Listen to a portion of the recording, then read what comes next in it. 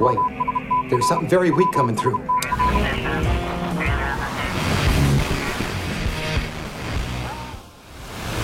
long time ago, in a galaxy far, far away.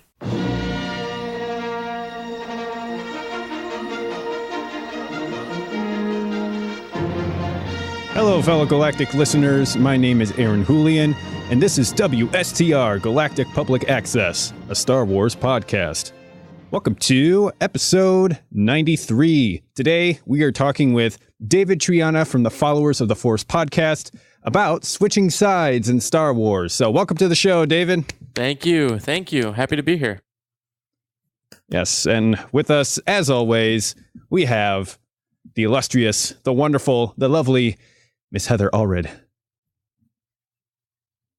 Hey, everybody. How are we all doing? Doing just fine. Thanks for asking. We also have the great, the powerful, the incomparable Mr. Todd Hoffman. Oh, I think we lost him. We'll get him back soon.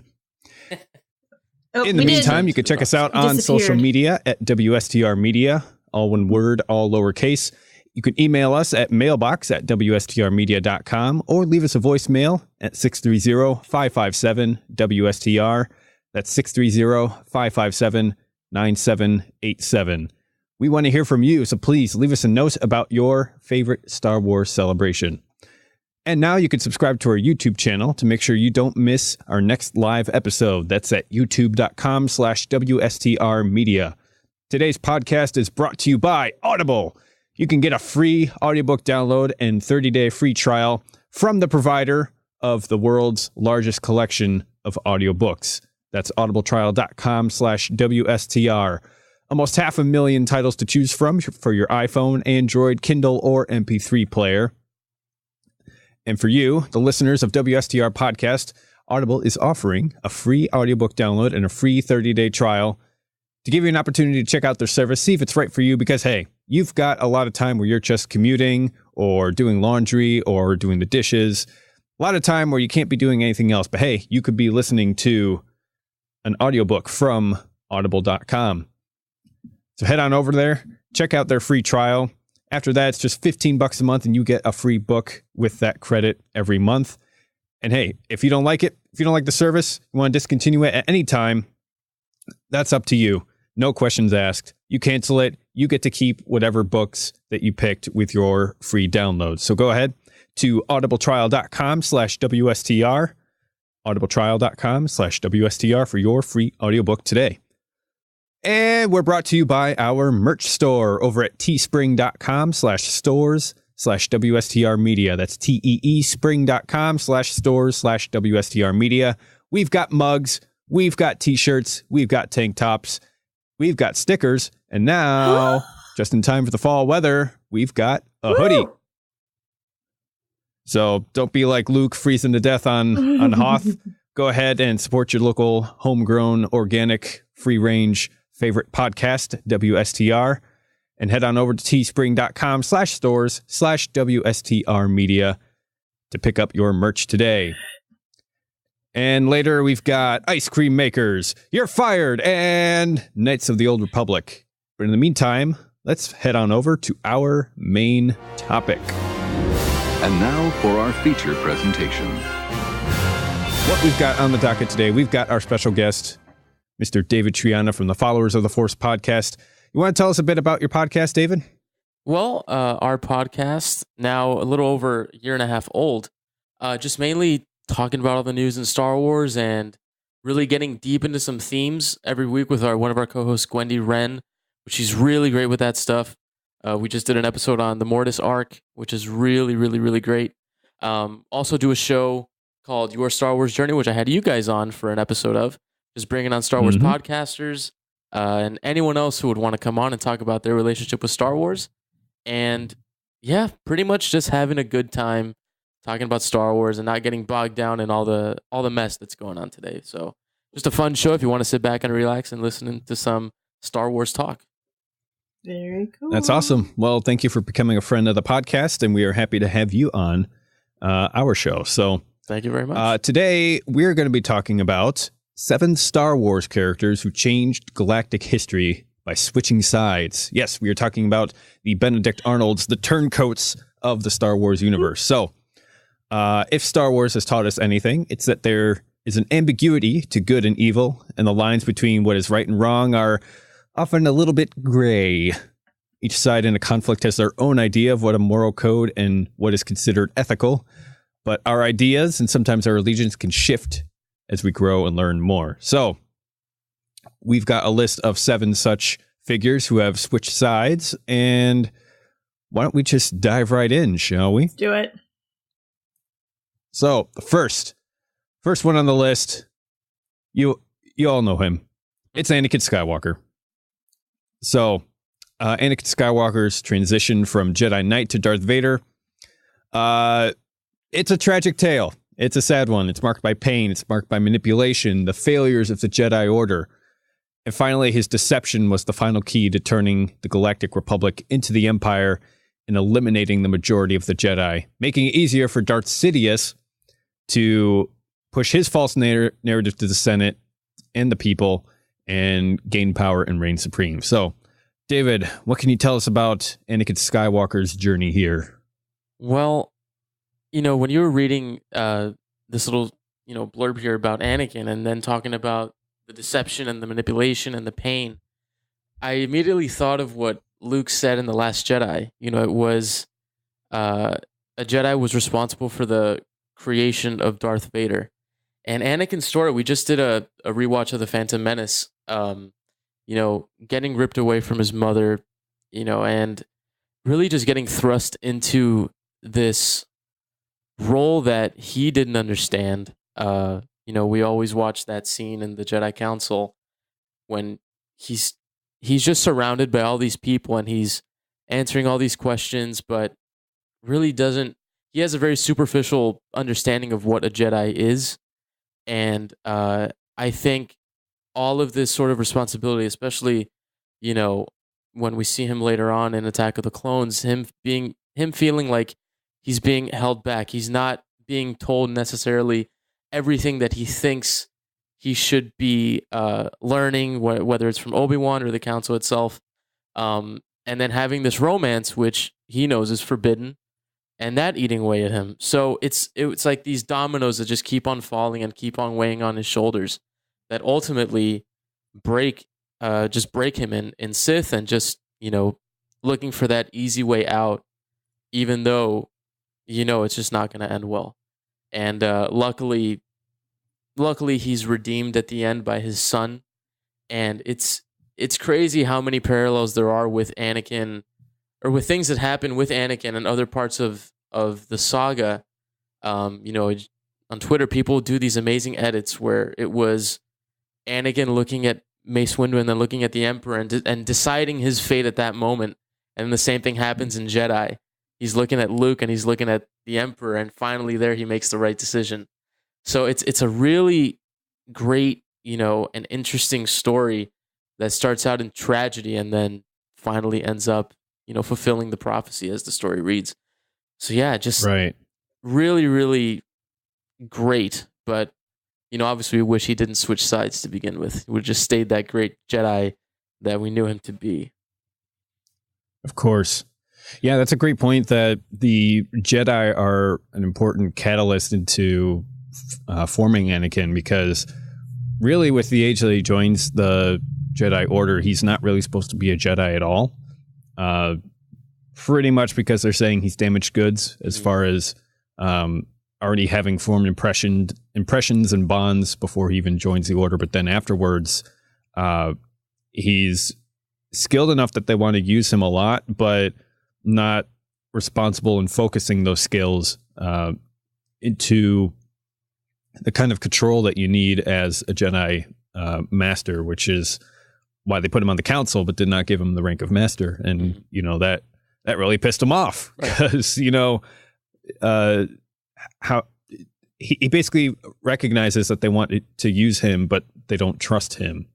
And that kind of central theme of trust being broken really does a number on him and makes him more open and susceptible to Palpatine's schemes.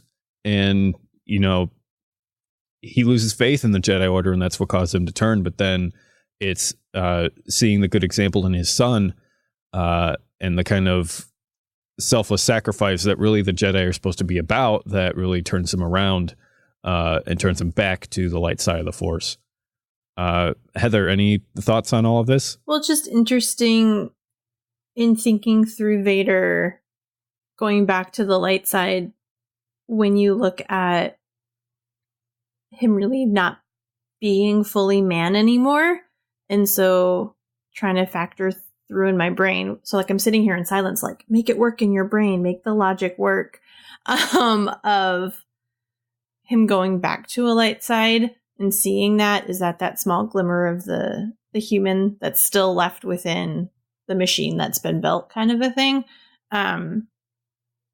So that's what my brain currently was responding to. But no, I think it's interesting everything you guys have said about a kid who knew one thing, you know, stripped from what he knew to become something with quote unquote great promises from these key Jedi, and then be taken up to a point and then sort of being said, well, you've reached as far as we feel comfortable letting you be.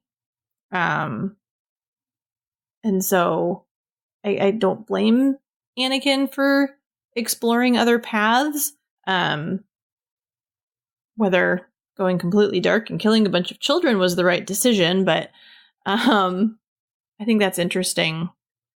And I do love the idea of having met Darth before meeting Anakin, because then it provides this great thought process to have.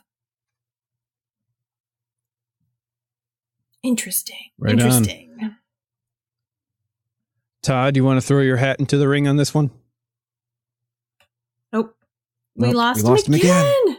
Todd. All right, we will soldier on to character number 2, Mr. Bodhi Rook. So, if it was not for Bodhi leaving the Empire and carrying Galen Erso's message, the rebellion would not have even known about the Death Star until it was too late. So, he was able to deliver the message to Saw Gerrera, escape Jeddah, join the ragtag team of Rogue One, and he was responsible for opening up the communications to the Rebel Alliance from Scarif's surface, so the Death Star plans could be transmitted. If you recall, he was able to run out the wire from the central station to the transmitting tower, and then back to the emergency switch in order to send that message along. And he paid for it with his life, but it ensured that the Rebel Alliance would receive the plans to the Death Star and would have a chance at fighting back. Yeah. So before, this is off screen, but when he served as an Imperial cargo pilot, Galen Erso, our dear Mads Mikkelsen, was able to convince him that the Empire he was serving was corrupt. And then later, Bodhi told Jyn that her father said he could get right by himself if he was brave enough and listened to what was in his heart. And that's what made a difference to him in order to switch sides. And that's what made the difference for the future of the Rebel Alliance. So, Heather, what are your thoughts on Bodhi? Big picture, I think we can all agree that Rogue One was just the movie we all wanted and needed in showing what a rebel towards hope looks like. And I think Bodhi is a classic example of when given the information and a chance to do good and see it, he went for it. As you said, Aaron sacrificing his own life to make it happen. It was a split-second decision, I'm sure, in some capacity, to do it. And I think there's something from a fan perspective really powerful about just a cargo pilot doing his thing and turning out to be a hero. Kind of similar to seeing, Luke, this kid growing up, becoming a great Jedi. I think he's a good character. One that I didn't think of a lot when this list first came out, being like, wait, which guy was Bodhi? Oh, that guy. Yeah. Yeah. Yeah, I mean, we've talked about him at length on the show before. Personally, I wasn't really a fan of the whole when he's in the cage and the whole like, oh, he's kind of lost his mind, he's gone nuts, and then a scene or two later, he's all fine again.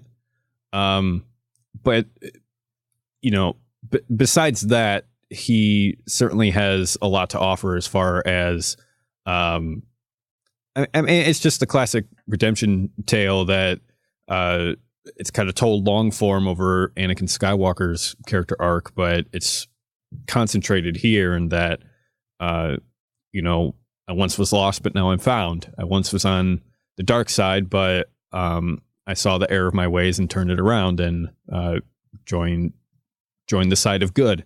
And he made a real difference because of that. So that's really cool to notice. David, what are your thoughts about it? Yeah, I think you guys hit the nail on the head. One thing I noticed about Bodhi each time I watch Rogue One is just how on board he is with his mission. Even from the beginning of the movie, you know, he needs to get this message to Saw. He endures Bo-Gullet, and he sort of like it's one of those things where anyone who would be entrusted with a task like that would kind of shy away from it. Like, you know, I'm a cargo pilot. I'm insignificant in this whole thing. I fly ships every day, you know, taking things from one location to the other. What can I do? And he basically made it possible for the tide to turn in the war against the Empire. And, you know, once they're on Scarif, you know, you see when he has to plug in that thing in order to get the message out, he gets caught. And then you're like, oh no. He finally untangles it. He gets into the ship, and then you see the grenade get thrown in, and then you're like, oh no. This is when the dominoes start to fall even more. Oh yeah. And one thing that man, I just lost my train of thought, but you know, was he the first major character to be killed off in that movie? It was either him or K2SO. I think it may have been K2. I think it was Bodhi first. You think? Yeah. Okay. I don't remember. Because I think they're trying to prep us for everything. So he's like a nice, safe character to kill off. Right. But then I think afterwards it was K2. Yeah. So what else were you going to say? I just remembered what thought was going through my mind, and was after Rogue One came out, a lot of people gave it some criticisms for the lack of character building, and you really didn't learn a lot about each character. Like some people were saying you weren't really, you know, invested deeply as you could have been if they would have fleshed out their stories a little more. But I think once these characters start to fall, it really hits you hard. Yeah. Like you see them getting together for the suicide mission. And sure, you know, we're not learning their entire backstories, but we're learning what we need to know. And it's that these people, you know, wherever they started from, where they are right now, they're banding together to defeat this mega power that they really shouldn't stand a chance against. And it's still one of the hardest things to see. And, you know, when all these characters start to go, you're just like, they're doing it to do the right thing. And I think that's the big lesson in the movie is sacrifice, and sacrifice for the good of the galaxy in the end of it. Right. Todd, lost him again. Yeah. We're experiencing technical difficulties maybe some dark side powers over here in my apartment. Yep. Maybe Todd turned to the dark side. Maybe. He switched sides today. He's probably on your podcast now, David. All right. Moving on. We've got Finn, everybody's favorite. So he is one of the characters to see the brutality of the First Order up close on Jakku. If everybody remembers at the beginning of The Force Awakens, they fly in, they get the segment of the map that they need, they shoot a bunch of dudes, Then they gather up everybody in the middle and just shoot them all, which I saw that and I'm like, oh, wow, they're going there this early. You better strap in and hold on because we've just crossed into war crime territory. So he doesn't immediately join the resistance. He's kind of broken up about it, but he does, he does break Poe out of prison. They commandeer a ship, crash land on, was it Jakku? Yes. And then meets up with Rey. And so in the First Order, Finn, he's basically just a number, completely replaceable. He was the janitor on Starkiller Base. But then Poe gave him a chance, gave him an actual name, and then which really made him feel valued as a person rather than just the equivalent of a battle droid. So Rey helped save his life on Starkiller Base, and then when he chose the path of the light side, he gave himself over to the Resistance and prepared to sacrifice himself for their safety. And Rose was there to save him and remind him that he wasn't fighting against hate. He was trying to save what he loved. So, David, any thoughts, reflections, meditations on Finn? I wasn't expecting to see Finn's name on this list, and it kind of, because you don't really think about it. But once you start thinking about it, it makes total sense. Absolutely. Had it not been for him, they wouldn't have learned what they needed to know about the about Starkiller Base, how to get to I forgot what the technical name was for it, but you have that classic map reading scene where you're like, okay, we have to do this in order to blow up the Death Star. But beyond that, Finn's whole goal for the latter half of The Force Awakens is to save Rey. But in saving Rey, he's also sort of figuring out exactly where his place needs to be, and that is on the side of the Resistance. Because even in the beginning of The Last Jedi, he's trying to get in that escape pod and leave. And he's trying to save Rey. He's trying to, find her, so probably he thinks they can both get out of there. And it's not until he's pretty much not thrust into the fight, but the stuff on Canto Bight and then back on Crate, when he was going to sacrifice himself. And he's like, you know what, I won't let them win. And I don't know about you guys, but while watching that sequence, I was like, oh my God, they're going to do it. This is going to be, his heroic, end in this movie.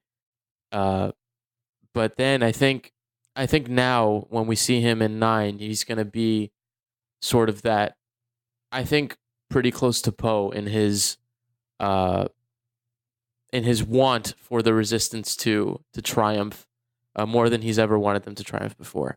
And I think it comes from Rose's line when she's like, it's not about fighting what we hate, but saving what we love. And I think that was his whole character arc up until the end of that movie, was he was trying to save Rey because, she was, as he tells her in The Force Awakens, I ran into you and you looked at me like no one ever had.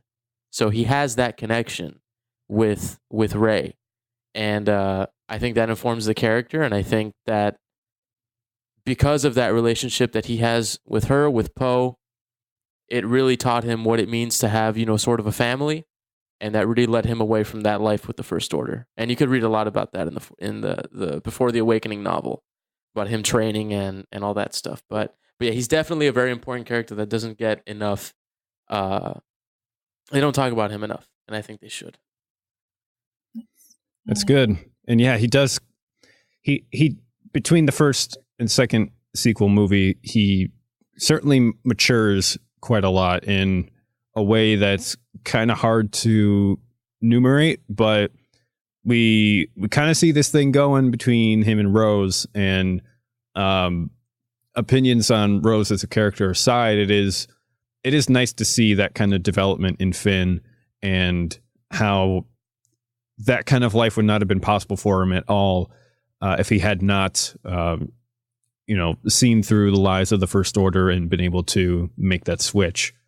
Heather, want to throw your hat into the ring on this one? Sure. Yeah, I think from Heather's history of knowledge, which is minimal, of Star Wars and Stormtroopers, I remember when Finn took his helmet off initially, and I was like, holy crap, something's going to be different.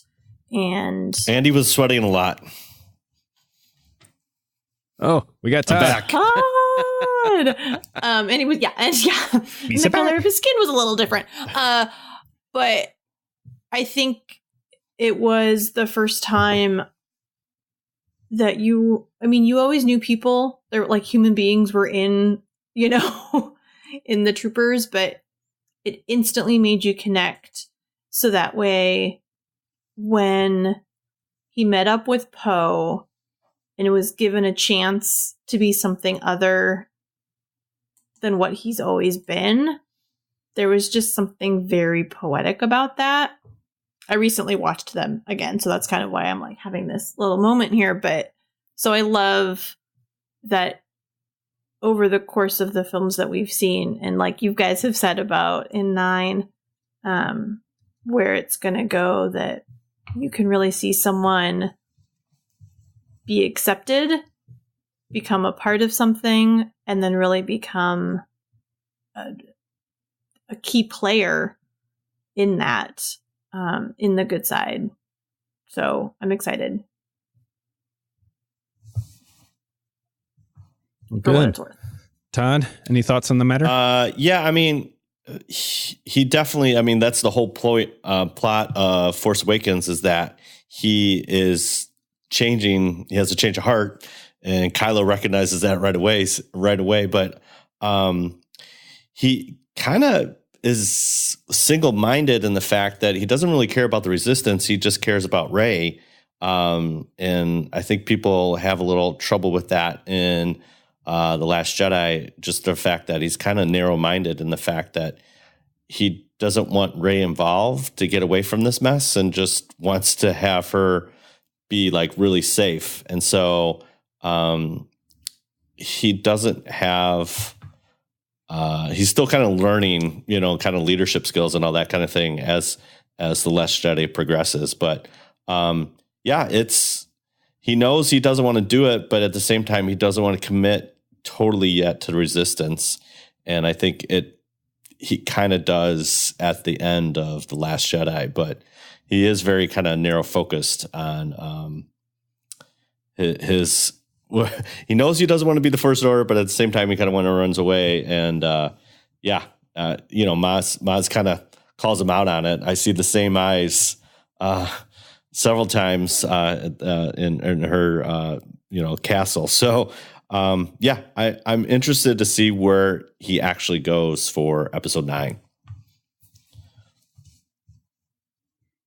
Well, good.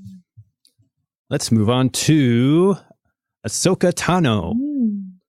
So while both Ahsoka and Anakin left the Jedi Order, Ahsoka believed the Order had failed her after she was falsely framed for murder. So she goofs up, someone goofs up, she's blamed for murder.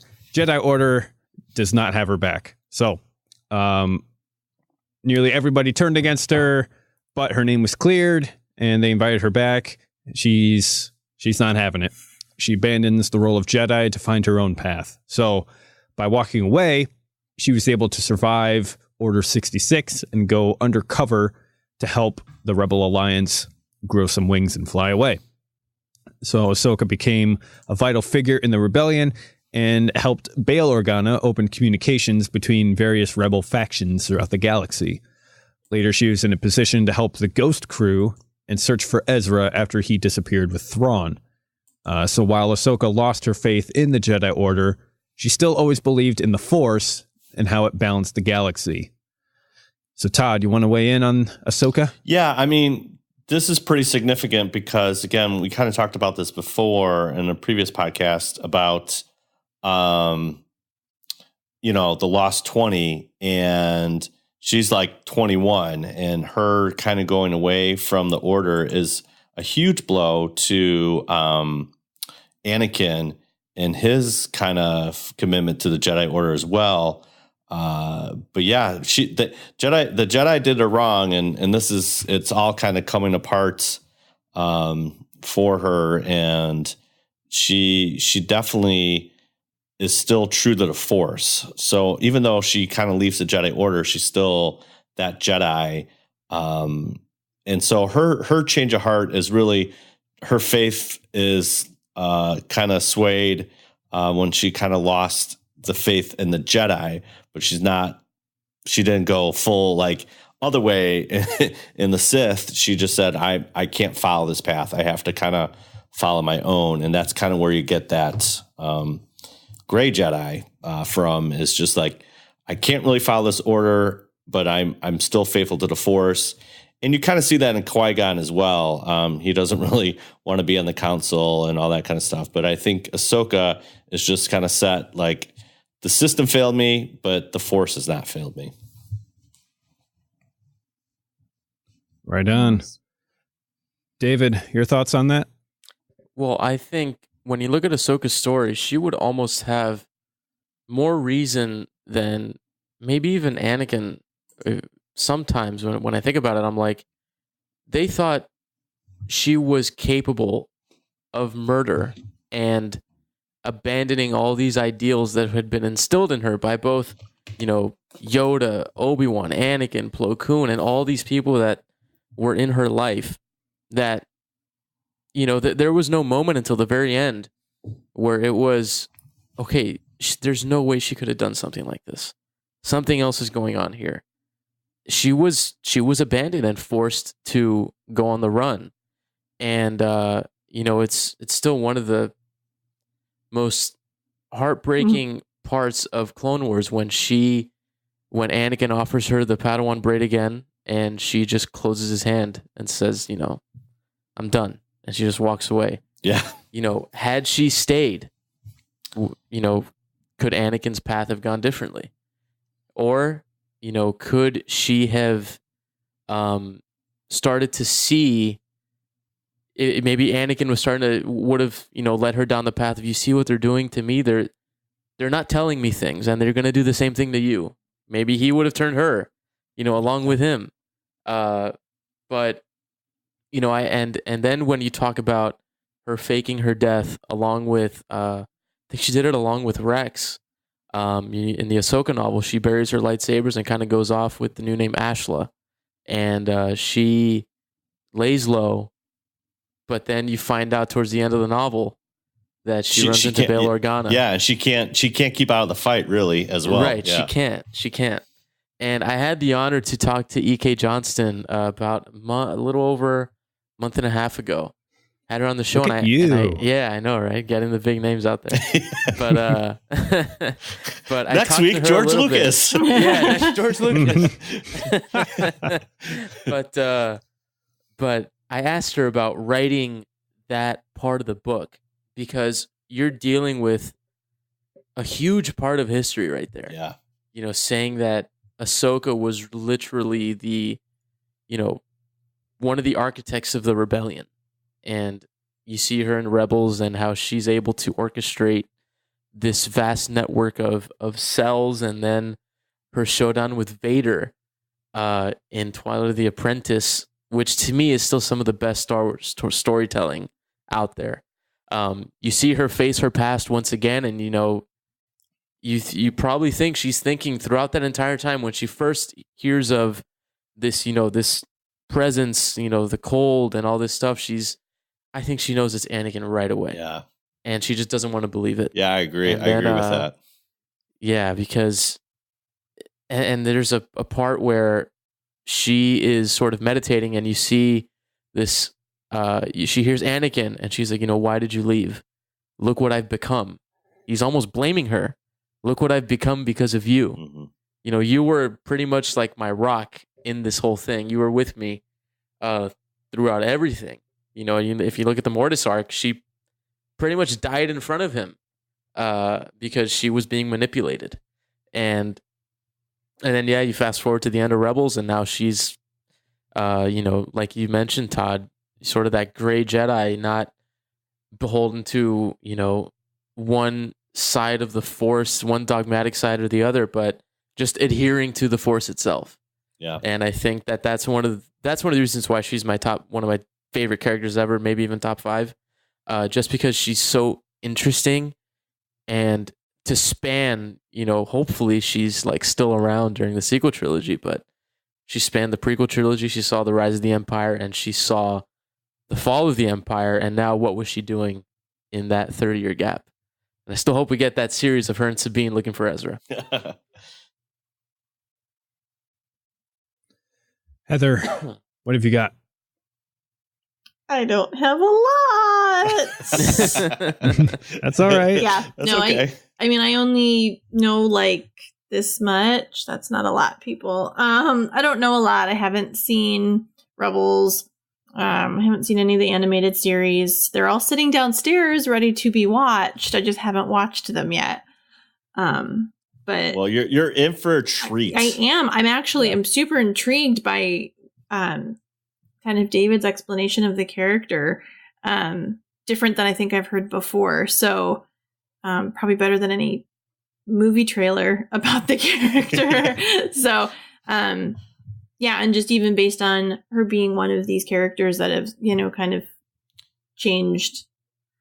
So I'll be intrigued to see the story. So, but I don't really have any comments to add other than girl power. Yeah, right.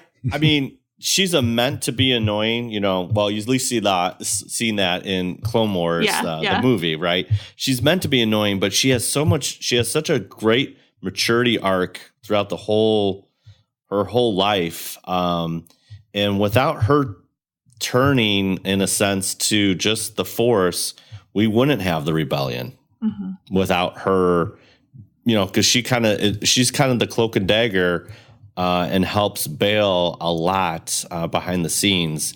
And that's a very interesting partnership that they kind of explore more in the books. But Sure. she's definitely, it's kind of like the Jedi did me wrong, but yet I still want to help people, and she can't get away from that. And that's her true source of powers. Like, I still want to help people. And like you said, David, Anakin tries to turn it on her still. It's like, look what, you made me do this. And no, Anakin, you made very bad choices. I had nothing to do with me, but her leaving the Jedi Order did kind of save her from, in some sense, the whole Order 66.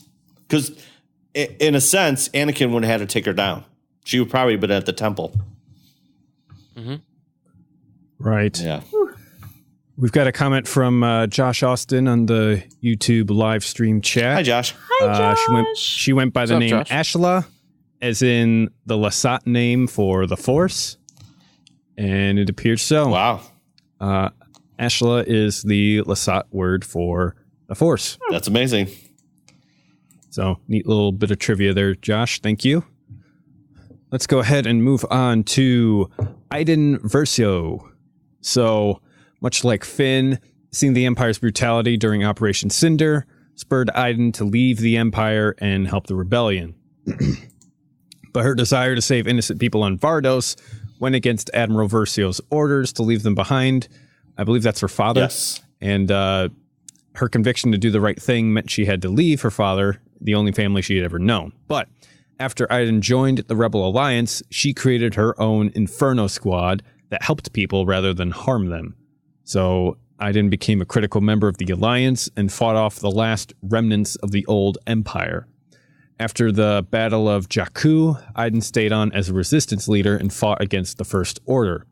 She then passed on her morals to Zay, her daughter, and taught her how to be a good person and a strong fighter.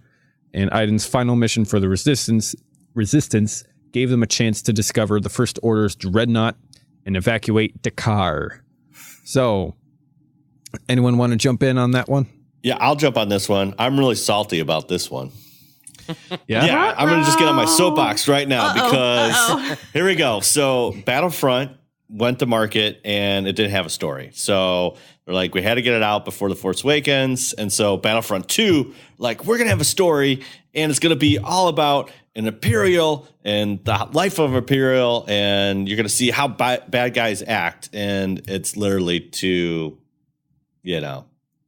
chapters of the game, you get to be a bad guy. And she makes the turn, and it's like, you told me I'm going to be playing as an Imperial and kind of see it from bad guy's perspective, which is something we haven't seen a lot in a lot of different mediums. You might see that a little bit more in the books, but not in a video game or, a movie. So you get there like, oh, okay, get to see it from a bad guy's perspective. And she turns to the good side. It's like, it's this one I don't like. I don't like it at all. Just for the fact of you're trying to experience it, you want to have that experience. And you really haven't had that since if I'm going to pick a video game, I haven't seen that since TIE Fighter way back in the flight simulator days. So, it's good, but it's not good because I didn't like how that she made the turn so easily when she's been raised by her father in the Imperial setting. So that's just me. I'm done. And steps off of soapbox. Fair enough. Yes. David, any thoughts? Okay, so I don't know if you guys did, but I read the prequel book to the game. Yes. Inferno Squad. Yes, we read it. And so in there, she's on this mission. She has to sort of infiltrate this sort of terrorist group, I guess you could say. And she sort of forms these relationships with these people. And you kind of get a sense in that book that a turn is coming, because once it's towards the end of the book because Hask is like the bad guy. Yeah.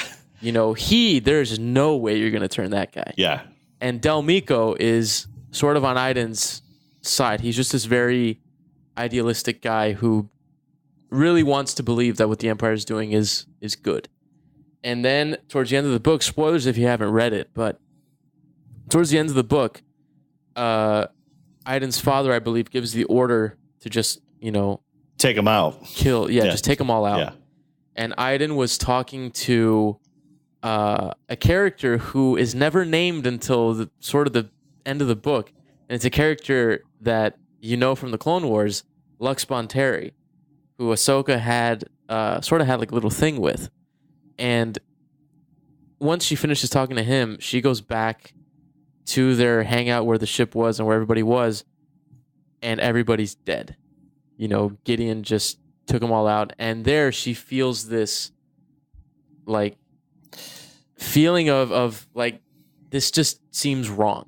So then when I played the game, first of all, I loved the story because I liked how they sort of connected things together. Yes, yeah. The and story's brought it good. Right up until the beginning of... Yeah. The story's great. But yeah, I see how the turn was just really quick, but I could see it coming just because of what happened in the book. But as far as Iden as a character and her switching sides, it's a story you kind of have seen before. She sees that what's going on is wrong, especially what her father's doing, how he acts towards her. It's this very strict, very, by the book kind of guy. Yeah.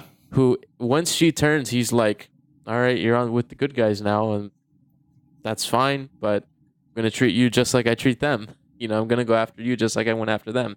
And one thing I really did like about her story is, when it mentioned the stuff that she taught to Zay, now Zay is out there.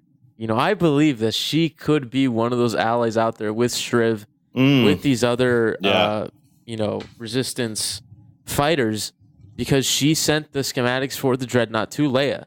The last cutscene of that game is Leia talking to her. Yeah. And saying, thank you for this information, whatever. So, JJ, if you want to add some cool characters that some people may know, go ahead. Go ahead. With Shriv and Zay. But yeah, I mean, Inferno Squad, I see where it would have been really cool just to get the Empire side the entire way through. But, I see why they didn't do it that way. I guess you always have to have that redemption story some way or another. It's too soft. Yeah. And you have to have in the campaign of sampling of all the vehicles and weapons in the multiplayer. That's writing your story for you. Right, but you know what the funny thing is she's like, if you play multiplayer, she's on the bad guys. It's like, Yeah. You can't win, Todd. Dude, I just can't. I can't handle it. I'm like, I can't relate to this girl. She's bad or good. What is she? You know. So. Heather, any final thoughts on Iden Verso? I don't want to start Todd again, so no. Okay. It's a trigger. It's a trigger. That one's a trigger for me. Moving swiftly on, Please. we've got Ben Solo. So yes, he is a turncoat. He started off as whatever. Good young Ben Solo, transformed into Kylo Ren after a series of manipulations by Supreme Leader Snoke, but ultimately it was a decision he made willingly. So as Kylo Ren, Ben was able to hide behind a mask and separate himself from his family, thus tormenting the galaxy and doing Snoke's bidding. So he drew his inspiration from Darth Vader, copied notes, stole his whole thing from Darth Vader. Cosplay, baby. And he left the new Jedi in order to fulfill Vader's destiny of eradicating the Jedi. So after he killed his own father, Ben fully embraced his new identity. And now we need to speculate on whether he's going to turn back to the good side. David, any thoughts? I do have some thoughts. So we talk about Let her rip. We talk about Kylo a lot on our show because a lot of the themes surround him, and we talked about how in the novels they paint a better picture of this, but I think it was in Life Debt. That's when Leia's pregnant with Ben, and there's this dark side, like real deep, and it's something that even Luke really hadn't seen before. Kind of like what he says in The Last Jedi, I've seen this raw power only once before in Ben Solo. And it started even when he was still in the womb. So they were all sort of afraid of him. And much like how Anakin believed that the Jedi were holding him back, not letting him sort of fulfill his own potential, people were scared of Ben because of what he might become.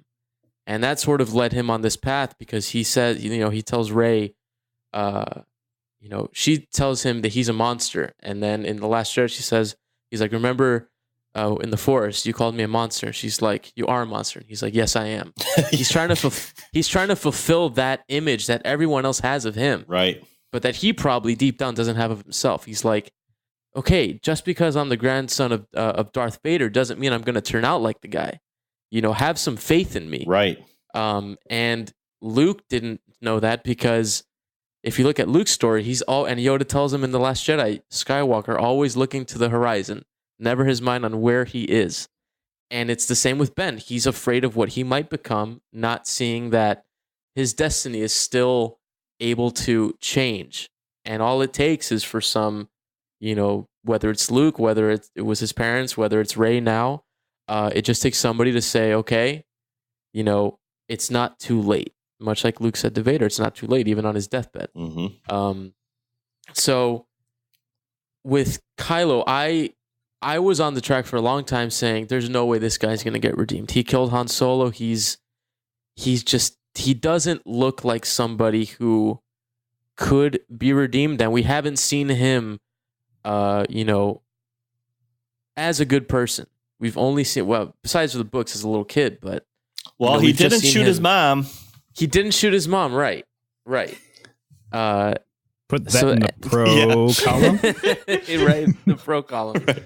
And, our co-host, Gwendy, she is really into the themes surrounding the sequel trilogy and how they mirror, certain archetypes. And she's saying that, because Ben didn't kill Leia, there's hope there. And also because the sequel trilogy and the prequel trilogy kind of mirror themselves, but as opposites. Yeah. You start off with Anakin as a kid. He progresses to Vader, we're starting out with Kylo as, with Ben as Kylo Ren, and it's going to go the opposite way. He's going to sort of begin to take the mask off. And you see the first thing or the people who take their masks off in The Force Awakens is Rey, Finn, and Kylo. Because we really don't know what they're made of yet. Yeah. And, in Last Jedi, he finally takes the mask off for the entirety of the movie.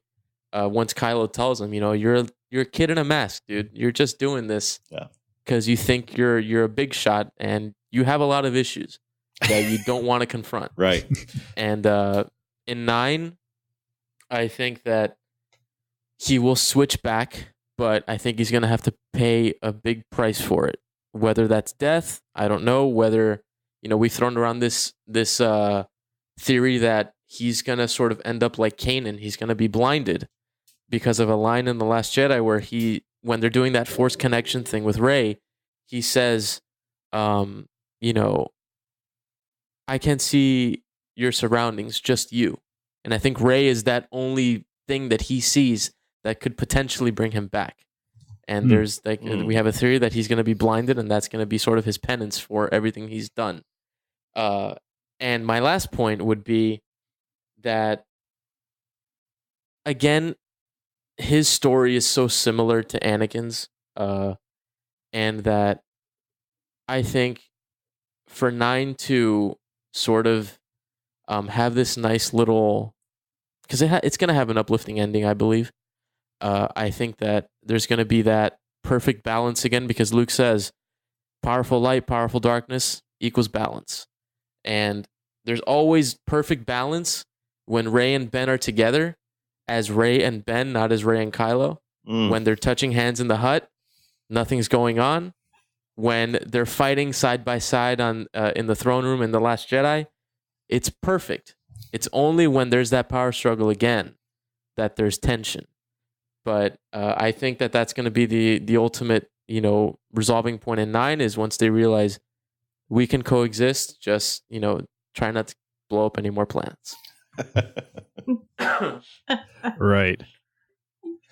Heather, you want to weigh in on this? I do. Oh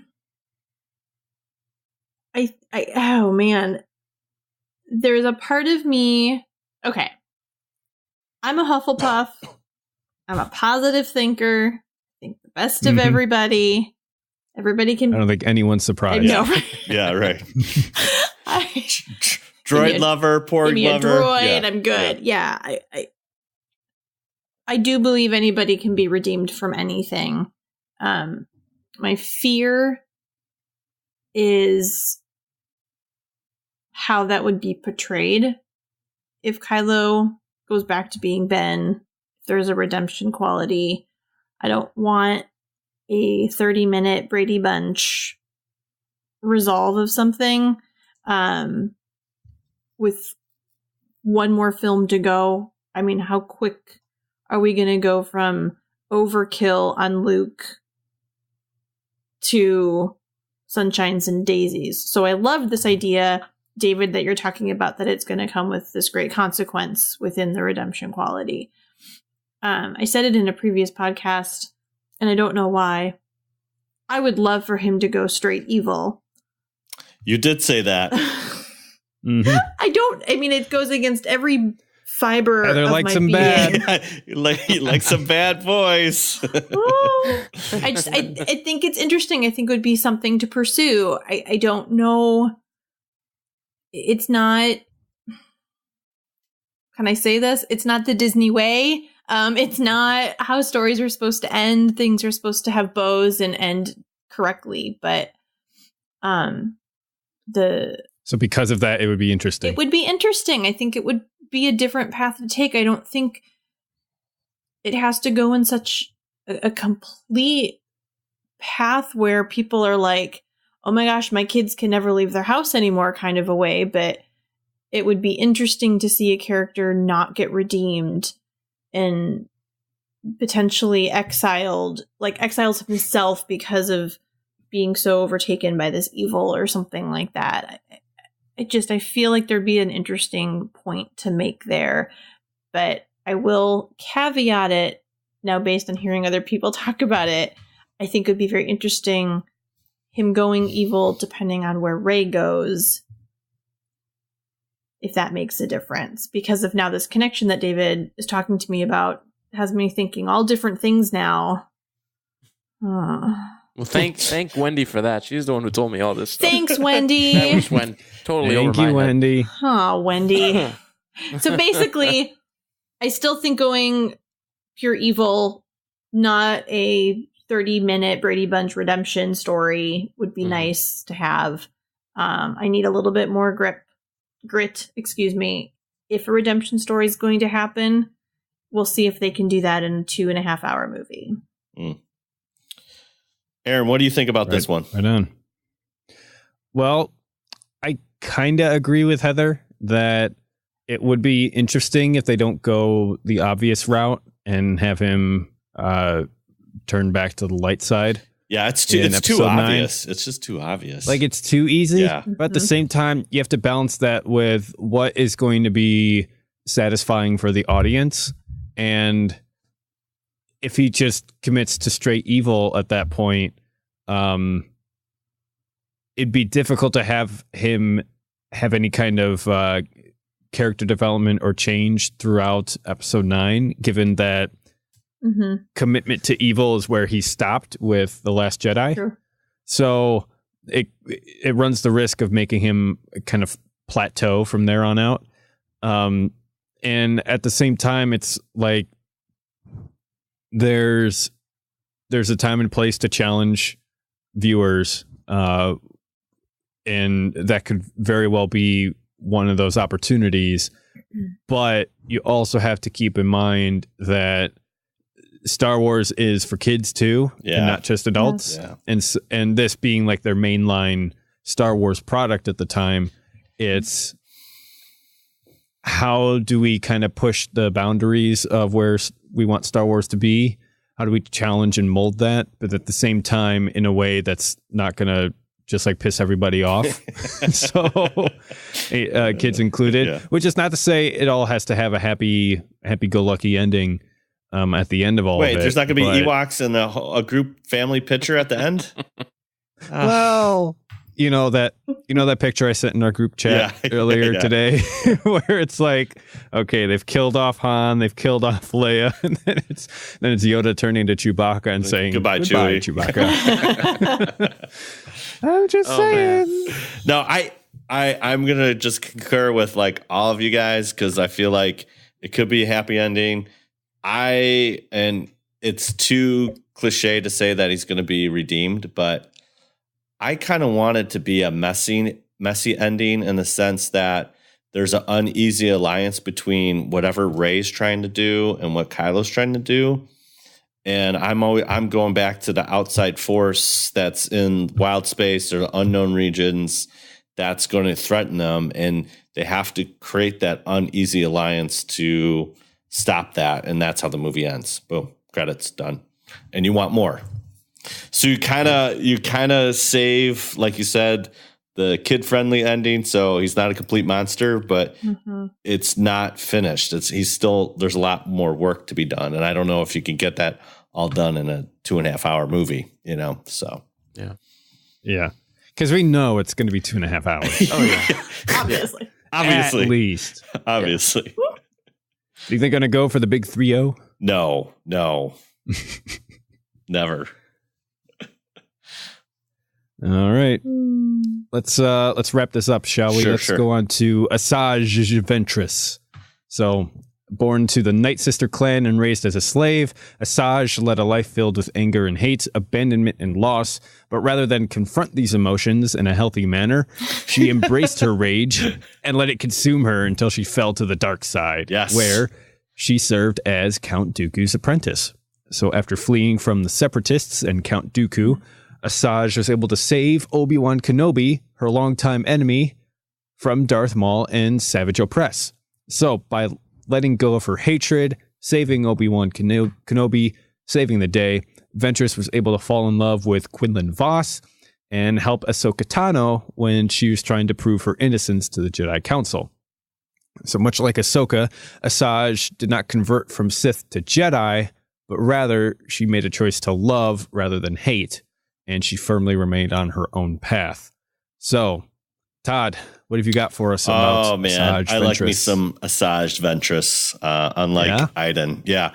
Probably one of my favorite new Disney kind of books is The Dark Disciple, which was taken from some unused Clone Wars episode, and they finally made it into a book. And so it is really good, the relationship between Asajj Ventress and Quinlan Vos. So she's very intriguing because, again, they kind of, after Ahsoka kind of leaves the Jedi Order, Asajj is in that gray area as well, but they help each other out for different reasons, but it's still kind of the same path. They don't like, because again, Asajj is technically Count Dooku's apprentice. I'm using air quotes here, technically, but there's a rule of two, and so the Emperor doesn't really think highly of her. She's a piece of garbage, and essentially Count Dooku's using her as a tool, and she kind of sees that.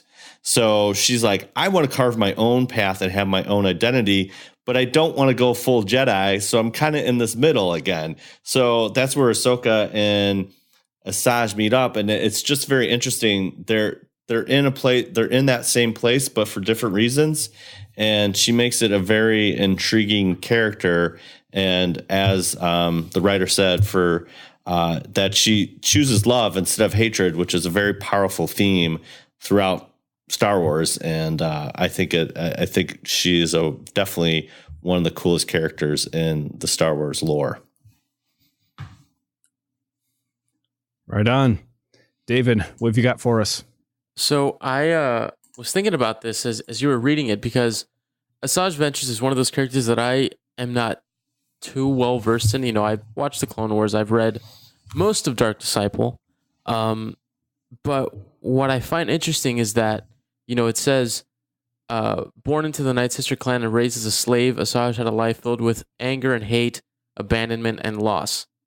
That kind of would have mirrored potentially Ahsoka if she left the Order and started to get consumed by that sense of abandonment. Yeah. Like, I lost everybody that I grew close to. They believe me to be a murderer. They think that, you know, I'm capable of these things. And who knows, maybe she would have started to think, maybe I am capable of these things. You know, maybe this person who they think me to be is actually who I really am. And I think it would have been really interesting if she would have fallen down that path, and then Asajj would have been the one to bring her out of it. Yeah. You know, kind of that opposite, you know, character arc. Because, you know, she, you know, in all her run-ins with Obi-Wan and Anakin, you know, a lot of the time, especially while Ahsoka's on the run, she's very blunt with, you know, especially with Anakin. Like, she'll tell you what needs to be said. She won't sugarcoat it for you. And I think her and Quinlan Vos, kind of a good pairing, because he's also kind of like a rogue sort of Jedi. He kind of goes off and does his own thing. And like I said, I know her eventual end, but I haven't read the end of the book. But yeah, I think her deciding not to continue down that path and really embrace what Ahsoka embraced later on, and just saying, okay, I'm going to abandon the dark side, but I'm not necessarily going to embrace these Jedi ideals. Again, I'm just going to, you know, follow the Force, so to speak. Yeah. And no plug there. Yeah, no plug there, right? But yeah, rather, like it says, rather made a choice to love rather than hate, and firmly remained on her own path. I think that's what a lot of Jedi would have probably ended up doing had they, you know, sort of seen the wrongs that were done, living by this strictly, you know, dogmatic, narrow view of the Jedi, as Palpatine says. Yeah. Heather, any final thoughts? She looks really cool. There we go. Sometimes that's all you need. That's all you need. Yeah. Exactly. Yeah. Outside of All the right, little bit. well, that's all I got. That wraps up our 7 Star Wars characters who pulled a Benedict Arnold and turned sides. So Turn sides. That's right. Right. Yeah. Yes. Yep. So thank you, David, for helping us out with our main topic today. Absolutely. If you want to stick around, we're going to go on to our news of the week. Sure. And now, the Star Wars news of the week. Todd, take it away. We can't get away. So I'm going to say Ambien Phase Pulse Blaster. Ambien. Ambien. Yeah. like the sleep medication? Yeah, exactly. Exactly. I think I meant to say Ambien. Ambien. Yeah, Ambien Phase Pulse Blaster. Would that ring a bell to anybody? Looks a little familiar. Yeah. So if you look it up at Wikipedia, what this is basically a tune-forked rifle that we see in the infamous holiday special, and our good friend Jon Favreau posted a pic of a prop, and it is the blaster that Boba Fett used in the holiday special. And some people are making comments because of our great set picture of the Mandalorian that the actual butt or the stock of the rifle had that kind of curved ending, and it's like, oh man, that kind of looks like what Boba Fett had on the old holiday special, and it is. There you go. There you go. I was a little skeptical because I saw that and people were saying, oh, it looks like, the rifle that he used in the holiday special. And I'm like, A, the holiday special looks like garbage. Right. B, right. Lots of rifle stocks look like that. That's true. That's true. But turns out I was wrong. It's got a little barbecue fork on the end. It's like, what else could you want? Yeah. So before he tweeted that or Instagram that picture out, there's more. Yes. But so, okay. So this one's even, I think, even a deeper cut into the Star Wars lore is our good old friend, if you're not familiar with Roro Hood. Okay. He's the gentleman, that is running for his life out of Cloud City with George Lucas's ice cream machine. Yes, ice cream guy. Yeah, he's the ice cream guy. So this is another thing that we didn't mention last week for Celebration is the running of the hoods will be an event that we get to see at Celebration with a bunch of grown men and women with fake mustaches running in orange jumpsuits with their ice cream makers around Celebration. This is something I am looking forward to in life. This is winning, people. Yes. I've never been more proud to be an American. Right. So this is such a deep cut that. So what Jon Favreau did is not only show the blaster, but he showed a prop of the ice cream machine. It's going to be Mandalorian. Now, oh man, it's coming full circle. Is it going to be another hood? You never know. It could be I mean, the way the Wikipedia page reads is that it's this whole elaborate story, but he was carrying computer memory core containing important rebel information, and that's why he was running for his life. It had information in that ice cream machine.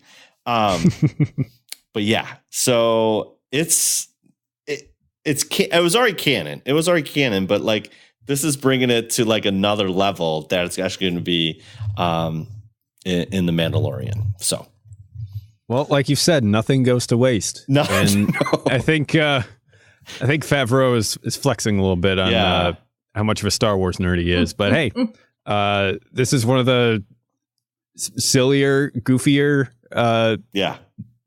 rituals or traditions, I guess, to rise out of Star Wars. And I say, hey, embrace it. Embrace it. Embrace it. Yes. Yeah. Anything to add on this, David? Well, first of all, I think I read in MakingStarWars.net where they were saying that that weapon was used in the Force Unleashed video game. Although I don't remember seeing it. It was apparently in that game too. Okay. And as far as the ice cream maker. All I'm gonna say is that if we don't see that guy in The Mandalorian, I'm gonna be very disappointed. Yes. We need him. Like the original actor that was like... Yeah, the original actor. I need him there. I need him telling the story of The Mandalorian. Yeah.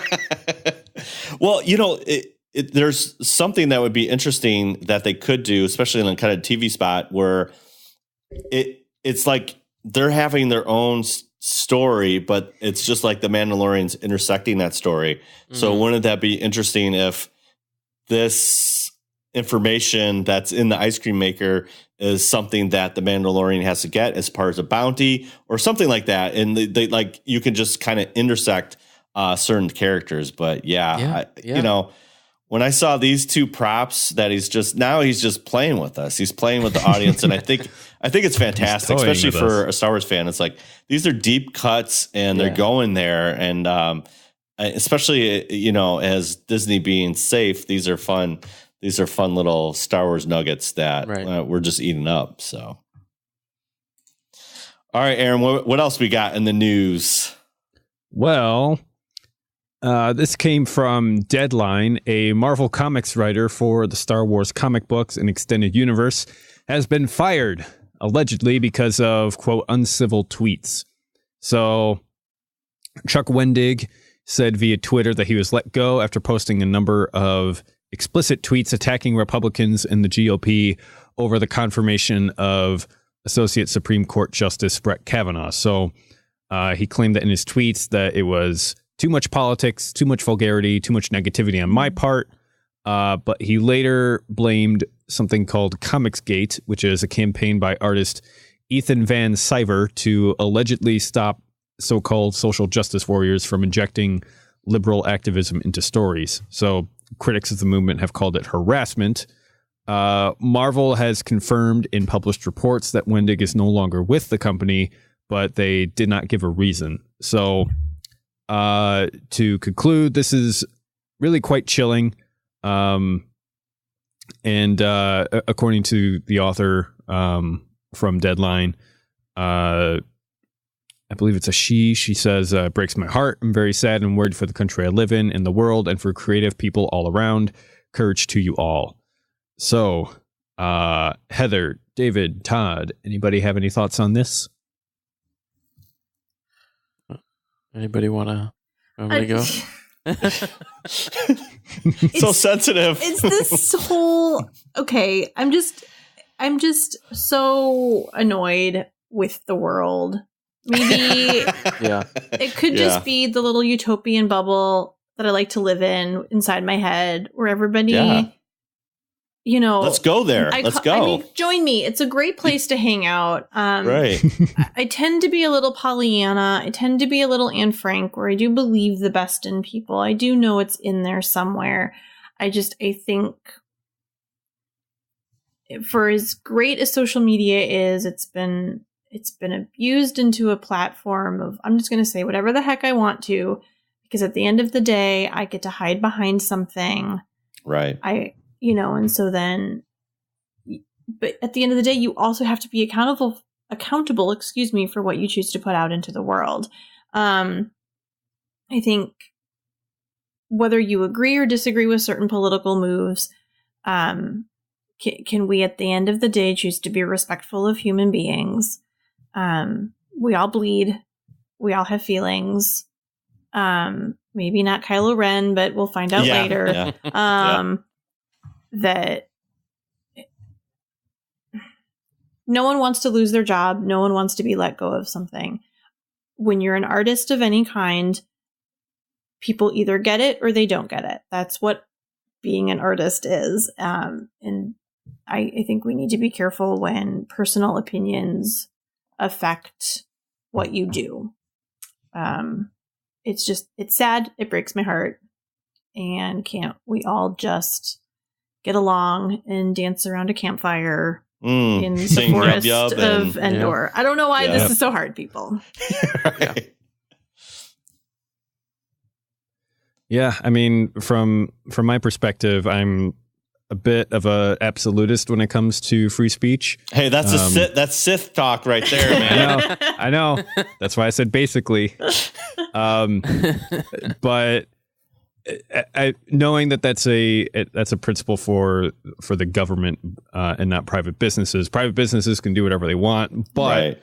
I believe the principle of the matter is worth valuing in that this is not a guy who was, convicted of any crime or even accused of committing any crime. He was basically venting in a public sphere, which what makes the dialogue so interesting is that he does have a responsibility for what he says, just as everybody else does in a public sphere like Twitter. But at the same time, it's like, where does your expression as an individual end and your expression as a employee of a company begin? And for some, they could probably see this as, these are private political opinions that do not reflect Marvel or anybody at the comics company that he works for, and it therefore doesn't really reflect on the comics that he's involved in. But at the same time, there are those who say, Marvel or whatever company you work for does have the right to, look at kind of what you're putting out there into the public, and it can lead back to them if whatever you say is inflammatory enough. And so what kind of responsibility do they have to protect their image, and how does that, Venn diagram overlap with your freedom to express that? And so I don't want to live in a world where you have to constantly be on guard and vigilant for what you put online, and say in, a passionate, impulsive moment. And maybe that's the fault of, or the weakness of Twitter as a platform, in that it rewards impulsivity like that. Yeah. Because all these problems seem to happen on Twitter. And, you know what I think of Twitter? I Trash know. comes out of You there. Sith Lord. But- I know. Yeah. So is it like, should people just stop using Twitter? Is there something better, or have we not figured out how to use it yet? Yeah. I don't know. It's murky and messy and painful, and I don't like that. Right.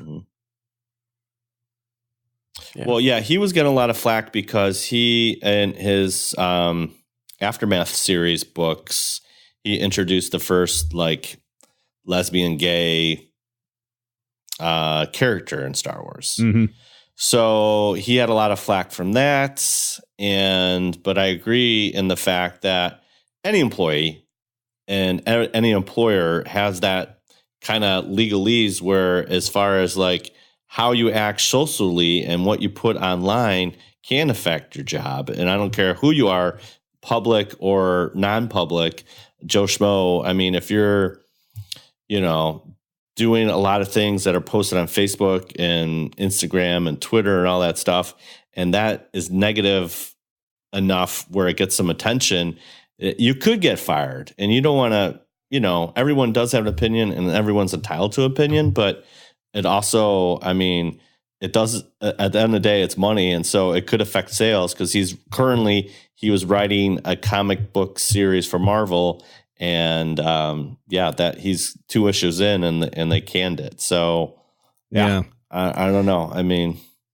It's all about the social responsibility, Yeah. And we always like to look at edge cases, because those are kind of easier to define, because it's like, if Joe Schmo posts on Facebook or Twitter his the snapshots from the weekend KKK barbecue, we'd probably understand if the company calls him in for a little chat. Right. So it's like, oh yeah, that makes sense. But then, but then as it bleeds over into more gray side, where it's like, oh, political opinions. Yes. Because it's like, exactly. Can't you argue that, the whole KKK deal is a political opinion, maybe. Maybe. Yeah. Right. I don't know. It's messy. He did use air quotes for those who didn't see. Yeah, exactly. Yeah. Exactly. No, I think Watch our I think, YouTube again, channel so it you goes can back catch my to sarcasm. we spent a couple days or a couple podcasts about the whole James Gunn thing, Yeah. And now I don't know if you'd heard this, but he's going to be writing Suicide Squad. So there you go, DC. DC's got to win. Yeah. So in the James Gunn situation, those were tweets like 10 years ago when Twitter was just starting. And that's even a little harder to swallow than, Chuck is explaining current political climate and it's real time, where the James Gunn situation was like 10 years ago and like, you're fired, it's just, it's that whole social responsibility where I don't think we figured it out what we can and not do on online. So and my big thing too is sort of to I guess end this part of the conversation is it's not like Marvel had no idea that Chuck Wendig was outspoken. Yes. It's not like this was all of a sudden he decided to be this outspoken political and politically active person. He's always been that way. And agree with him or disagree with him, he's never going to change. I assume Marvel hired him because they're like, okay, the Aftermath trilogy was really successful. He's written Vader before. He's a good pick. But now because he said some things on Twitter, we're going to have him out of a job. And I want to make clear, Chuck Wendig is not going to be hurting for work. He said in his tweets, he's got stuff coming down the line. He's going to be totally fine. But it's also, someone like him has grown up with Star Wars. It sucks to not be able to write it now because of something like that. Right, exactly. I mean, again, Disney owns Marvel, so Disney knew that too, and they picked him to handle a trilogy after Return of the Jedi, which is pretty significant. So, and again, it just seems weird that he won't be in Star Wars space anymore, which is sad. It's sad. So, yeah. All right, Heather, what other depressing news do we have in news of the week? Because this one's not any good either. Okay, I hope everybody's sitting down. So, from Bleeding Cool News, Lucasfilm orders halt to fan-made Star Wars Knights of the Old Republic. No! I told you to sit down, or I hoped that you were sitting down. So, if you're a fan... I'm going to need a minute here. Yeah, okay. Take a breath. Okay. If you're a fan of Star Wars Knights of the Old Republic and have been hoping to play a proper sequel or, a decent expansion, those dreams are pretty much dead. Poem Studios have been working on their own version called Aperon, as I'm going to call it, fancy like, which is basically a fan-made project where it took the original Xbox game and expanded on the story along with some original content. Sadly, this is not a... What's wrong with that? Because, Todd, it's not a Lucasfilm project. So it's basically the fans attempting to have their own version and hope that maybe, just maybe, the owners of the IP might pick it up. But apparently their dreams were killed, crushed, ran over by a truck. By a letter. Thrown into the trash compactor. Yes. Right. They received a letter from Lucasfilm basically saying... The dreaded lawyer letter, how right? dare you, us versus you, thuses and thous and all the legalese, which I will loud noises not bother you with. So it looks like Poem Studios responded saying that they recently received a letter from Lucasfilm instructing them to end production. After a few days, they've exhausted options to keep it afloat. We knew this day was a possibility. I'm sorry, and may the Force be with you. So the fans tried, and the fans sadly did not succeed. So okay, here's the best part. Here's the best part of the letter. It's right at the end. It's just like right to the gut. It says like, you will cease all development of the Aprion KOTOR reboot, will destroy all code and materials related to that project, and will not use any Lucasfilm intellectual property in development of any future video games. It's like, you got to throw it in the garbage heap with the ET game, man. Just throw it over there. So, as not a video game player myself, gentlemen, sure. Gentlemen, how do we respond to this? Well, I'm glad you asked. That's all I'm good for. So, Knights of the Old Republic 1 and 2 are among the more beloved Star Wars games of all time. Yeah. Right there by Shadows of the Empire. Course, but yes. And they're, they have their faults, but they're generally seen as very well-made video games. And with the sale of the Lucasfilm's property to Disney, and then Disney kind of doling out who's going to make what, they basically settled on EA to be the company to make. I believe it's an exclusive license to make video games. Yeah, it is. So all they've really done with that is cancel a bunch of promising Star Wars games, and put out Battlefront, which was basically got like a response, and Battlefront 2, which got a better response until the whole microtransaction debacle that people hated turned hard against them. And so bad that Iger stepped in and said, "Get it out." Yeah. But that was 6 years ago that the sale occurred. Yeah. And we've gotten 2 kind of mediocre games out of. I'm thinking either somebody else needs to handle the license, or they need to open the license up to multiple video game companies like they used to do before the Disney sale. Because we're dying over here, the Star Wars gamers. Yeah. I mean, because you look at all those other games that have come out before. I remember playing the Jedi Starfighter games early 2000s. Then you had the Obi-Wan game. Then obviously Force Unleashed, Knights of the Old Republic. You had all these great story-driven games, and then, like you just mentioned, only 2 games in the last 6 years.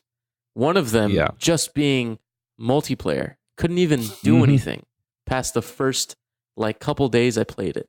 Battlefront 2, we get the story, furthers the overall lore, but then let's not talk about the story either. Come on, we just talked about that. Trigger. Yep. But it's a shame. But you mentioned opening the license up so other, video game companies can work on it. I think my top pick would be Naughty Dog.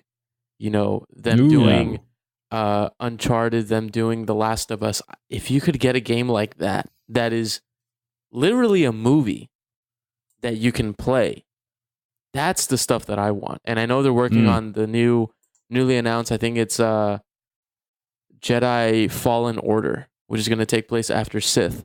That's going to be sort of an open world game. But again, you get the title, you get the synopsis, but then that's where the news ends. Yeah, you don't hear anything else. Then they're working on that other game, which was going to be an open world game, and I think it was led by Amy Hennig, and I think that studio, I forget which one it was, but it's since been disbanded. I think it was Versial Studios that did that space. Visceral. Yeah. They were going to do it, and then that falls through. And she left the project. She gone. Yeah, right, she's gone. Yeah. So now you're like, okay, I guess I got to live with Battlefront 1 and 2 and all these stupid mobile games that they keep making. That I'm like, the only one I ever played was Star Wars Uprising. It was cool for the first week. Then I'm like, okay, give me something else. Give me something that really would matter. And they did those tie-ins with the stuff that Luke was doing in Battlefront 2, and they put the little compass in The Last Jedi. But at the same time, I don't want to just play a multiplayer game. I want to play a story, and really dive into it. But Yeah. we'll see what happens. You know what I would really like? There's a series of like tactical naval games called Battlefleet. They started off as like a tabletop game with like little miniatures, and you'd have to like move around your ships. These like it started off with World War II ships, but they've branched off into like Warhammer 40K, Battlefleet Gothic, and you have like these basically like cruisers and capital ships and frigates, and you have to like move them around strategically and to be able to fire at each other with different weapons. And they have a video game version called Battlefleet Gothic Armada. And if they could use like that formula, but just carry it over to Star Wars, like I'd be over the moon. I'd love it. Over the moon. Yeah. One would say over the Death Star. Because that's no moon. Well, we'll see. Hopefully, sometime Lucasfilm will figure out a way to get some good games out there since just the two have surfaced in the last 6 years. So there you go. All right, that's enough depressing news. Well, I think I should have flipped that. I'm so sorry. I should have flipped that and left with the Mandalorian at the end, but Oh well. Hey, maybe we can leave on a good note with Cantina chat. There you go. Do All it. right.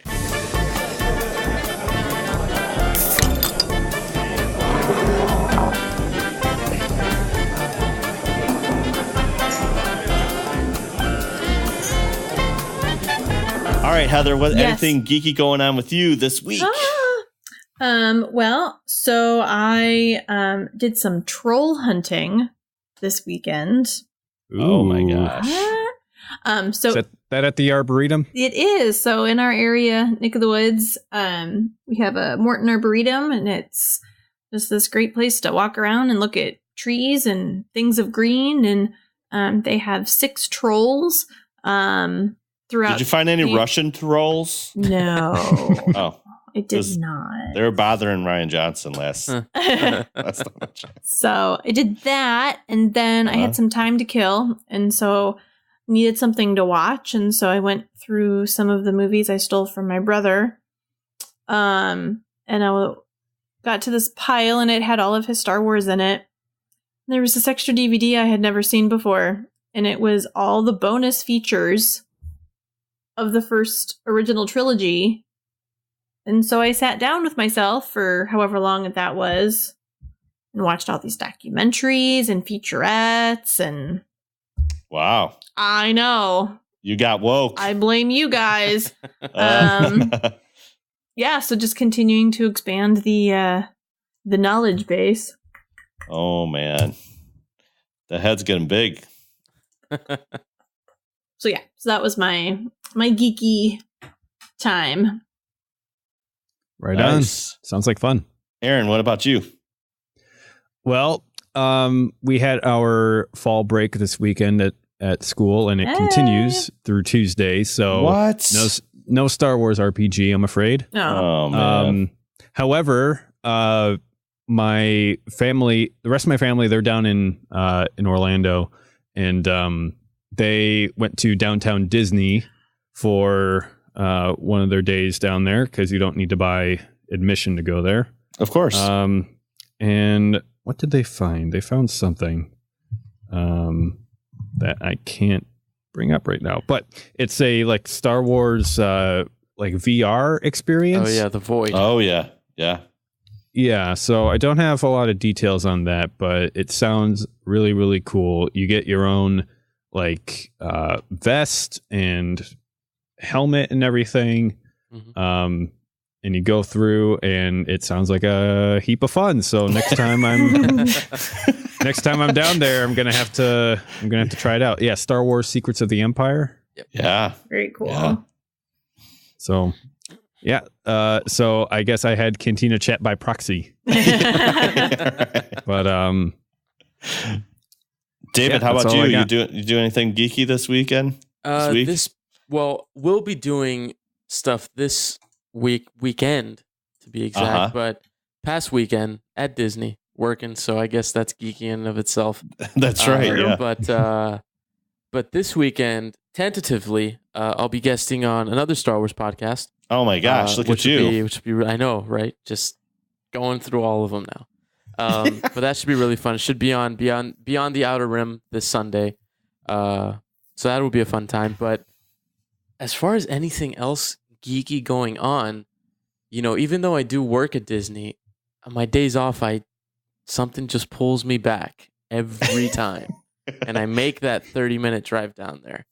Mainly to Hollywood Studios, because I go ride Star Tours. I go through the shops, see if there's anything new. Then I walk to the entrance for Galaxy's Edge, and I just try to, see anything. But what I'm going to do, and Disney, if you hear this, right, I'm going to hope that the microphone is just not right in front of my face so you can't see me. Right, yeah. But I'm going to be trying to get some behind-the-scenes looks at what's going on over there, because with my cast member badge, I can go behind the park and see what's going on. So that'll be my geeky adventure this week. There you go. Yeah, there you go. Don't take any pictures. You don't want to be tackled. Oh, I would get fired. That's a strict policy. You don't take pictures backstage. Right, yeah. That's awesome. Yeah. Well, that's cool. That's cool. Where's our on-the-field reporter, Hank, when you need him? Yeah, right, exactly. That sure sounds like David, but, for me, couple things kind of turned into a little movie marathon. Watched Return of the Jedi, Force Awakens, and Last Jedi over the last week with my son Trent and the fam. So, that was fun. And I saw, Heather, I'm going to have to get a still of this. I saw a droid that I haven't seen before in Return of the Jedi. And it's right when Vader comes into the Death Star.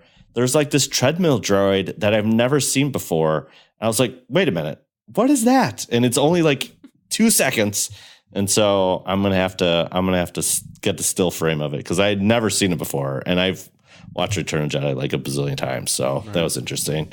And then I started to paint. I got my electro binoculars for my Stormtrooper kit. And so right on. I painted that this weekend and got it all nice and painted. And then I got it all scuffed up. So it looks kind of worn and dirty now. So I'm almost done. It should be ready for Halloween, hopefully. So excellent. Yes. Awesome. All right. Moving on to Twitter Trash Compactor. Get in there, you big polio! I don't care what you smell. Get in there and don't worry about it. All right, so every week we are doing a poll on the old Twitter, and last week the poll we were talking about Celebration with Danny, and Kristen from Kessel Run Weekly, and the question was, which celebration did George Lucas show up at since his first appearance at the 1987 Star Wars fan event? So you have 4 choices: Celebration Orlando, Celebration Anaheim, Celebration 4, or Celebration 3. David, do you know that answer? I don't, but because I was at Celebration Orlando, and when you walked out, there was a pretty big reaction. I'm just going to say Orlando, maybe? You are wrong, sir. Ooh. Actually, he showed up at Celebration 3, and he did like 3 1/2 hour, like half an hour with Jon Stewart, I think, just like Q&A. And during that, he talked about a live TV show. Huh. So that was way back in 2005. Yeah, so that was way back in 2005. So now, a bunch of years later, it's actually going to happen. So. Yeah. So there you go. So everyone did of the choices, Celebration Orlando reached 57%, but it's actually Celebration 3. So there you go. So yeah, check out Twitter, and we're going to put up a poll every week, and just vote, and we'll talk about it in the next episode. Heather, you want to put a big old bow on this one? I would love to. Thank you. That's why I'm here. Thanks again for listening to another episode of WSTR Galactic Public Access. Once again, check us out on our social media, WSTR Media, all lowercase, all one word. We always want to hear from you, so comment, tweet, rate us on iTunes. You can email us at mailbox@wstrmedia.com. You can also leave us a voicemail at 630-557-WSTR, 630-557-9787. We want to know about your favorite Star Wars Celebration stories, what crazy things you want us to do at Celebration that wouldn't get us arrested, those kinds of things. And then if you love us a bunch and you're new or you've been with us forever, check out our back catalog of episodes at www.wstrmedia.com.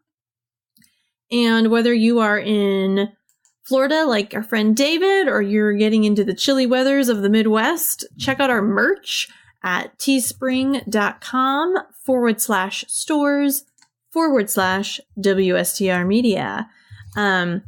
David, it has been a super blast having you join us. Thank you. Yes. So why don't you tell our fans how to find you so that they can become your fan? Well, you guys can find me personally at DMT1196 on Twitter. And for the podcast, find us on Twitter at FOTF Podcast and on Facebook at Followers of the Force Podcast if you want to give us a like over there too. Perfect. Awesome. So why don't you give our listeners like a little elevator speech of like what Followers of the Force is all about? Okay. One, lots of tangents. We get into a topic and then we'll somehow end up talking about totally different franchise that somehow links into Star Wars. Right. But then for the meat of the podcast, we'll pick one topic. Normally with guest or with listener input, put up 3 choices at the beginning of the week. You guys pick. We'll talk about it, and then just talk about all the news and give you our takes and hope that you guys enjoy it. Just like sitting back with friends talking about Star Wars. Cool. And you're doing something cool as far as like interviewing other podcasts. You want to talk about that real quick? Sure. So we're doing this series called Your Star Wars Journey. And what I'm doing, we're 20 episodes in now, just bringing on different Star Wars podcasters. I was fortunate enough to have E.K. Johnson on the show as well. But yeah, just bringing them on, talking about their relationship with Star Wars, how they were introduced to it, how it's impacted their lives up until now. And we've been really fortunate to have really great guests, including you guys. There it was. Also had Jason Ward of Making Star Wars, I think 1 or 2 weeks ago. Had Steele Saunders, which that one went on for over 2 hours. Really great conversation there. Nice. But yeah, we're just talking to your favorite people. So if you guys want to give us a listen to the main show and that show, be great to have you. Are you seeing any trends as what those anchors are for people that like Star Wars?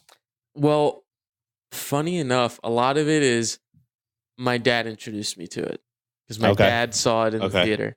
And it's funny, the last one we did was with the hosts of What the Force. And it was funny, the host, Ty Black, she was kind of, her dad didn't introduce her to Star Wars. In fact, he didn't like Star Wars. He didn't like sci-fi. He didn't like fantasy or any of that stuff. Yet it was the total opposite for Marie-Claire Gould, who's the other host of the show. Again, her dad was there in 1977. He introduced her to it. And same with my dad. He introduced me to it. I was watching The Phantom Menace in the theater at 3 years old in 1999. So, nice. Just that's the pretty big connecting point. And then from there, it's pretty different all around the board. How people, started their shows and sort of really got into it. Cool. That's awesome, man. Very cool. Thank you. So, all right. Well, you've got our social medias. You got David's social medias. So please use your social media powers for good and not evil. And then next week, you're going to want to check out episode 94. We have Brandon Winardi. He'll tell us next week. He'll tell us next week. From Talking Bay 94, a Star Wars podcast. So be sure to check us out next week. Subscribe to our YouTube channel. See all this crazy chaos going on. See cats. You know. Yeah. And then there's only one way to end it. So if you know what to do, follow along. Gentlemen, now this is podcasting. We did it. We did it.